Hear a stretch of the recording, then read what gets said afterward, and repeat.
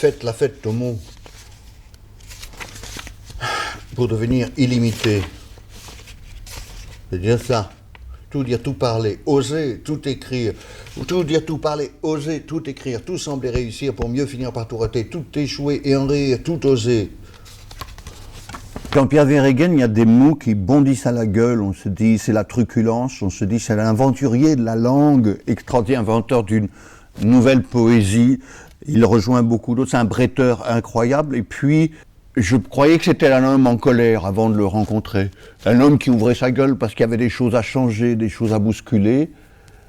Et c'est autre chose, c'est d'abord quelqu'un qui met ça en avant, et on a à mettre ça en avant, nous, sur scène, un amour incroyable.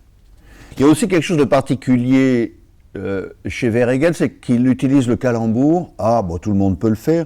Il utilise le jeu de mots. Oui, bah merci, la poésie du jeu de mots, on a vu, on connaît, mais ça semble mener autre part que là où vont nos habitudes. On est déconcerté par l'usage qu'il fait de la langue. J'ai toujours été surpris par ça. Il y a une profusion du langage, un jeu d'accumulation, un jeu de logorée extraordinaire chez Verhaegen, et tout ça se démêle devant le public. Alors, il y est bien pour quelque chose, moi aussi un petit peu.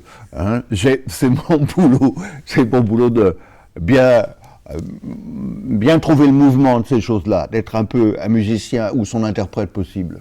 Mais avec la poésie, il y a une autre responsabilité, un arrière-plan du langage qu'on utilise tous, et à mon sens, qui parle à énormément de gens. Les sujets que je traite sont parfois difficiles, reposent effectivement sur le langage, et à un moment il faut saisir l'oreille, il faut simplement reprendre à zéro, il faut réussir à surprendre de nouveau. Voilà.